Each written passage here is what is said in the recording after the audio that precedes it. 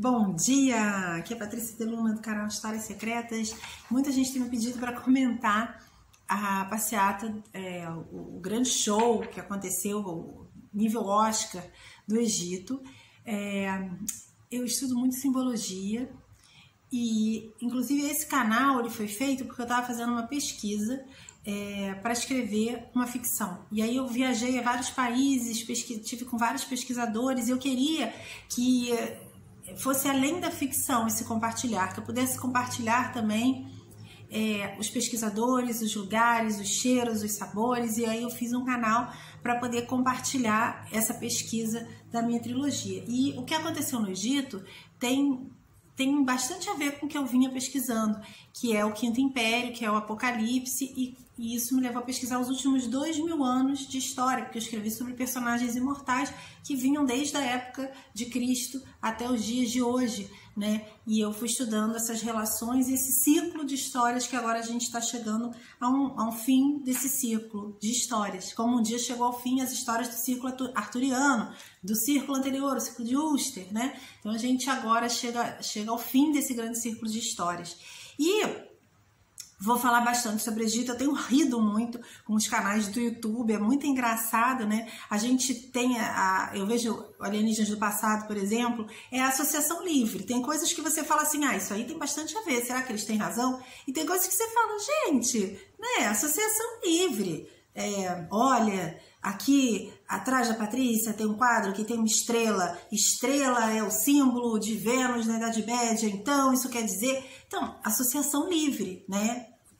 As coisas podem dizer alguma coisa ou podem não dizer nada, né? Mas por associação livre as pessoas explicam, por exemplo, eu fui procurar a passeata do Egito, e tinha lá um monte de canais dizendo que o obelisco é uma prova de que as ordens secretas estão por trás do Egito. Não, gente.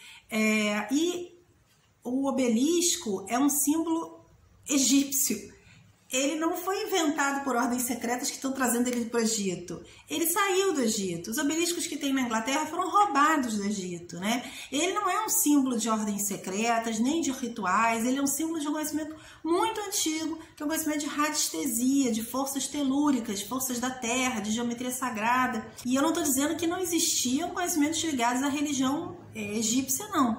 Inclusive eu vou tentar passar no grupo de WhatsApp uma tese sobre os sacerdotes magos do Egito. Existem muitas teses de mestrado e doutorado sobre isso. Quem quiser, entra aí no link e vai acionar o grupo. Agora, eu mando pouquíssima mensagem no grupo, gente. É só para avisar, assim, vai ter um curso, vai ter um lançamento de livro, vai ter um vídeo no canal.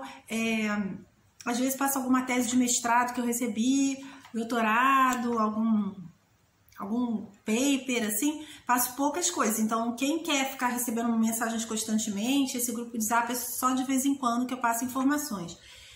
E aí o que acontece? Eu acho interessante, eu estudo muito simbologia, eu estudo muito Jung, né? O que acontece? Todo símbolo é ruim? Não. Toda sociedade tem símbolos. O Starbucks tem o símbolo da melusina. A Nike tem um símbolo.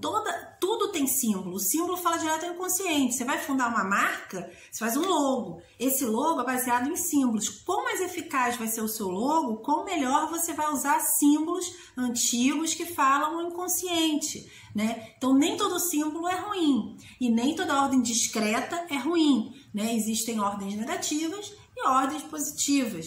Inclusive, uma coisa que eu queria falar sobre as ordens, né, é que a gente tem, de um lado, Akhenaton, que é uma das primeiras pessoas na civilização, né, a acreditar no Deus único. E até os sacerdotes magos entram em conflito com ele por causa disso. Então, muitas ordens nascem exatamente da época de Akhenaton, acreditando no Deus único. E existem muitos mistérios que envolvem essa história. E tem outras ordens que vão se relacionar à história lá do conhecimento dos sacerdotes magos, que já são ordens negras. Então você tem a dualidade, como existe dualidade no mundo, né? E aí a gente não pode achar que todo símbolo é ruim ou toda ordem é ruim. Eu não sou de ordem nenhuma, não estou falando isso para defender ninguém. O que acontece é que Hoje existe uma coisa muito fundamentalista no mundo, inclusive uma perseguição a culturas, a símbolos, como se tivesse tudo que ser muito puro para ser bom. E nem tudo que é puro é bom, também não. Fundamentalismo não adianta, porque o ser humano é múltiplo. Não adianta você achar que se você for um fundamentalista as pessoas vão ser boas. Você vai ver aí, estudar a história da humanidade, os momentos de mais fundamentalismo, de várias religiões, tanto ocidentais quanto orientais, não garantiu a bondade de ninguém. Então isso é besteira, a gente não tem que ser fundamentalista, a gente tem que ser espiritual. Então, gente, pra gente não incorrer no erro, de ser só fundamentalista e ter um anacronismo histórico, julgar o passado com os olhos de hoje, a gente tem que conhecer um pouquinho como que funcionava a religião dos egípcios naquela época, no que acreditava o faraó, na época da 18ª geração, que são aqueles que desfilam ali. Eles acreditavam, e isso está escrito no livro dos Mortos, e o livro dos Mortos é citado em Êxodo, e isso é muito interessante, exatamente na época de Moisés, no Êxodo, é citado o livro dos Mortos, e eu vou explicar por quê. Eles acreditavam que quando você mumificava alguém, principalmente o faraó, você deveria tirar todos os órgãos da pessoa e deixar só o coração, porque a alma estava no coração. E quando a pessoa fizesse a passagem, ela iria era uma visão muito parecida à visão de céu e inferno e de vida eterna no pós-morte. Não é vida eterna viva, é vida eterna no pós-morte. De que Anubis faria um ritual em que haveria uma balança. Essa balança teria de um lado a pena de Maat. Maat, a deusa egípcia, que representa a justiça, que é um princípio universal, e a ordem, dois princípios nos quais o faraó tinha falhado dentro do seu próprio sistema de crenças. Ele é injusto e ele deixa o caos acontecer no Egito, porque ele começa a brigar com Moisés e a cada praga acontece um caos maior para os egípcios, e ele, no começo ele tinha uma motivação, se ele deixa sair um grupo de escravos, os outros podiam se rebelar, depois não justifica mais manter esses escravos, vira uma questão pessoal, e o Egito imerso no caos por meio de injustiça. Então, ele falha no próprio sistema de crenças dele. Quando morresse, isso eu estou falando do Ramsés, que é o faraó da época de Moisés, mas no sistema de crença dos egípcios, todos aqueles que morressem teriam pesado seu coração na balança. O que acontecia? Se o seu coração, onde estava a sua alma, pesasse mais que uma pena, você tinha falhado, estava cheio de pecados, você seria devorado por Amit e iria para o submundo. Amit era um deus que tinha metade leão, metade hipopótamo, metade jacaré. Então você tinha falhado no desafio de Maat, na sala das duas verdades, nesse lugar do pós-morte. O que acontece no Êxodo? O Êxodo cita assim: o coração do faraó se tornará pesado, não é será pesado. Será pesado, eles conheciam aquela cultura, eles estavam imersos naquela cultura, viviam ali há muito tempo. Eles falam se tornará pesado, ele não vai passar no teste. O coração dele vai estar pesado, ele vai falhar no teste da justiça, ele vai falhar no teste dele mesmo. E essa mensagem, ela faz a gente refletir, ela é muito interessante. Eu vou falar uma passagem aqui, vou botar aqui embaixo de um rabino.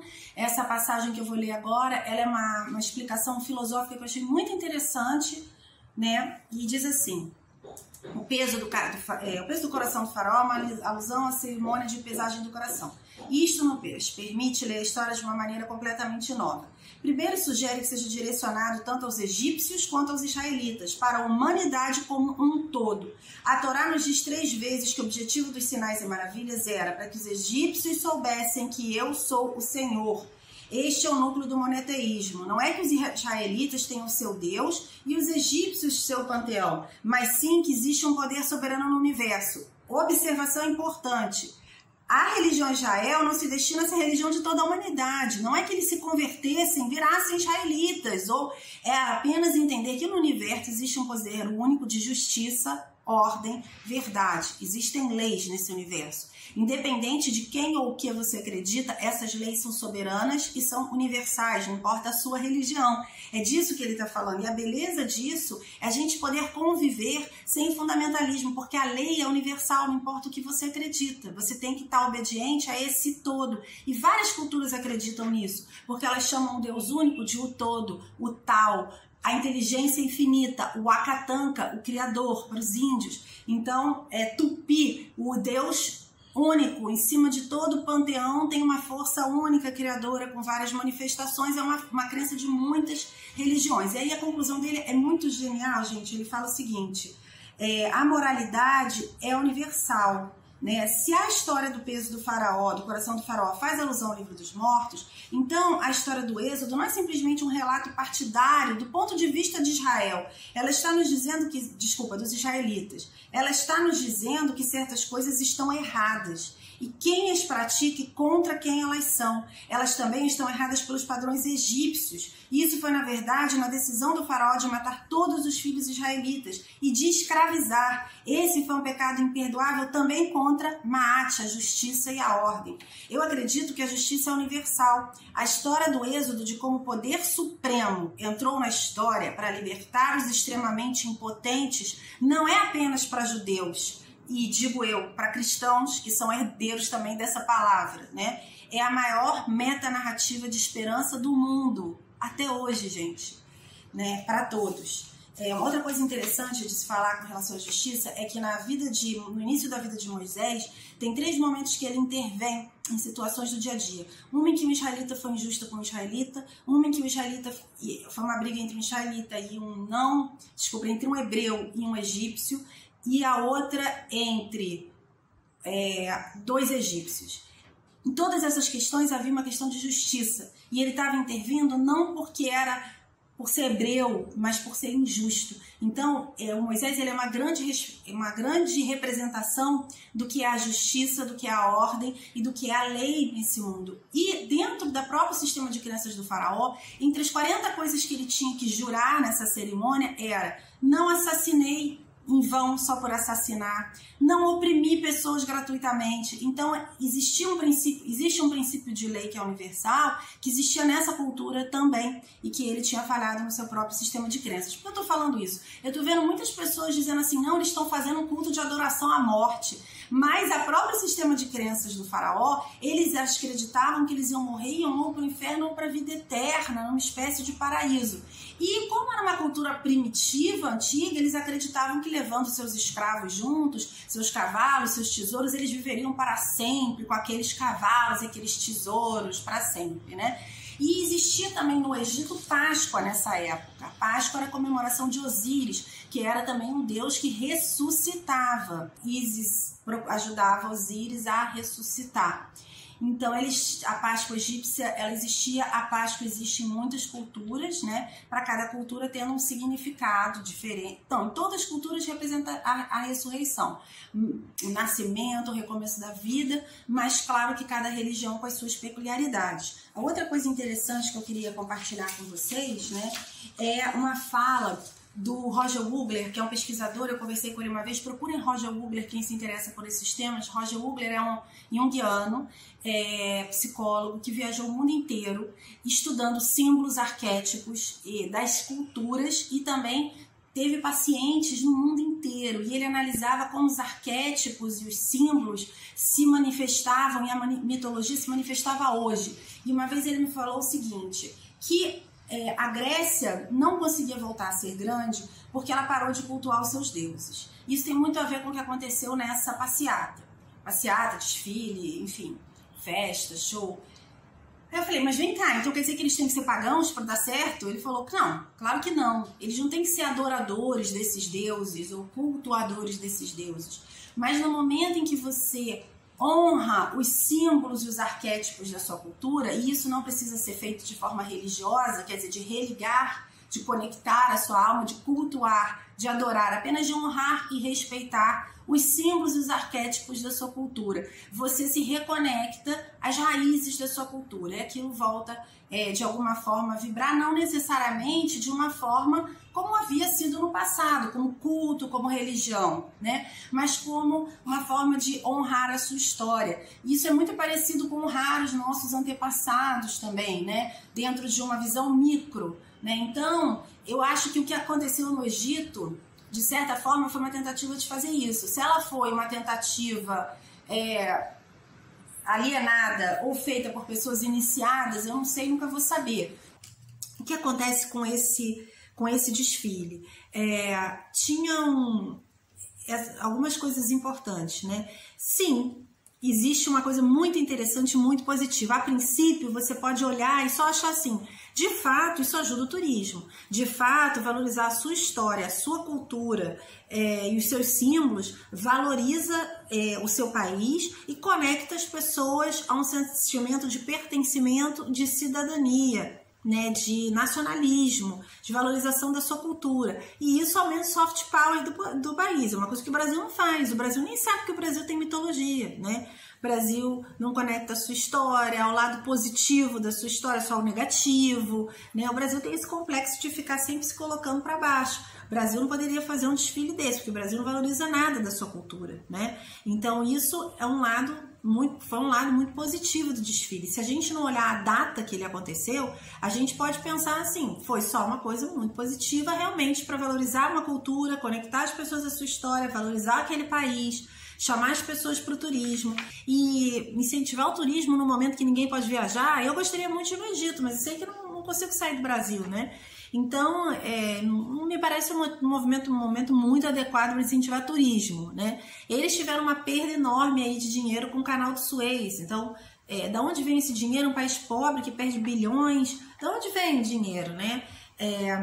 Eu vou falar disso daqui a pouco. Eu não acho que foi um ritual, assim, que a parada em si é um ritual, mas acho que eles mexeram muito com os símbolos, com todo o esoterismo, né? As pessoas dançando em Gizé, dançando no Vale dos Reis. Pode sim ser um ritual, mas eu acho que talvez eles queiram só utilizar, pode ser que sim, pode ser que não, que eu falei da associação livre, eles podem querer utilizar toda essa simbologia para fazer o que o presidente falou. Nós fomos uma grande nação, somos uma grande nação e seremos uma grande nação. E é isso que me chamou a atenção. São dois tópicos que eu quero falar. O primeiro é que a data, né? Precisava ser no sábado de Pessach para os judeus e, detalhe, não é sábado à tarde, é de sábado para domingo. Domingo é a Páscoa católica e sábado a Pessach judaica, né? Então, a gente tem aí toda a 18ª geração estava desfilando. Eu ouvi o professor Rodrigo Silva de arqueologia, que eu gosto muito, dizendo que a 18ª geração é a geração que está envolvida com a questão da escravidão do povo judeu, a mulher que criou Moisés, o faraó que criou Moisés e todas essas pessoas que estavam envolvidas com a escravidão, com o êxodo, seriam a 18ª dinastia e que eles estavam ali desfilando no dia da Pessach. O que se comemora na Pessach? Se comemora que os judeus foram libertos do cativeiro, saíram do Egito, né? Logo, essa data foi a data escolhida para botar os faraós envolvidos com o êxodo, eu não sei falar o nome, vou botar aqui na tela, da mulher que criou Moisés, né? Então, isso tudo é muito simbólico. Agora, o que me chama muita atenção é a matéria do meu estudo sobre o Quinto Império. Inclusive, eu falei isso aqui agora, caiu tudo, caiu câmera, tudo caiu no chão, tive que recomeçar a gravação. Isso é uma tese que eu tenho, pode estar errada, né? Mas eu acho que a gente está falando de um novo tabuleiro de xadrez. Está se reorganizando a ordem no mundo, né? Está se reorganizando quem são as potências no mundo. A China vem financiando muito o Egito, vem ajudando o Egito a fazer uma nova capital. A China vem financiando muitos países da Arábia, da África e do Egito. Acho que até por uma questão de território deles, isso já seria muito inteligente. Então, eu fiquei me perguntando até se esse dinheiro não viria da própria China. E o Egito está no momento de apoiar muito, até onde eu lia na mídia, do lado do Irã, né, e contra Israel, e que Israel tá no momento de fazer tratados de paz com alguns países árabes e que o Irã, o Egito e alguns outros países vêm tentando bloquear esse movimento de Israel para que Israel não cresça em importância, né, e a China apoiando o Egito. E aí a gente pensa no que é a matéria do meu livro, que é o Quinto Império, que fala Quinto Império de Daniel. É um tema transversal da minha trilogia, né? O que é o Quinto Império de Daniel? Ele fala que chega um momento que vão passar vários impérios, né? Como Roma e a cristandade, Grécia, vão passar vários impérios e vai chegar um momento em que você vai ter um império dividido, um pé de barro e um pé de ferro. Para mim, esse império dividido é Estados Unidos e China, é um poder dividido, né? E com cada um com seus players, né? E aí você tem a grande pedra que vem do céu, para mim é o Apophis, é o cometa, na minha opinião, é o cometa Apophis, e destrói esses impérios. E aí há um grande último império desse ciclo, que seria o império do espírito, o império de paz, o império pós-transição planetária. E eu acho que existe hoje uma briga dos homens, né? Porque os homens sempre acham que eles vão resolver, eles vão manipular, eles vão solucionar. Uma grande briga dos homens por quem vai ser esse império, né? Quem vai ser, como que eu me articulo, me junto com esse grupo e eu vou fazer um novo império, né? Não um novo império de Daniel, um novo império dessa nova organização dos players aí no xadrez mundial. Só que eu acho que não adianta muito o nosso querer, porque eu acho que vem a pedra do céu e que tem um reset que está sendo dado pelos homens, mas vai ter um reset que vai ser dado pelo Criador, pelo tal, pelo todo, universo, como você quiser chamar. E que vai recomeçar realmente um novo tempo, diferente desse que os grandes poderes estão planejando para nós. Na Páscoa se comemora o Espírito de Deus libertador, criador, e que vence a morte.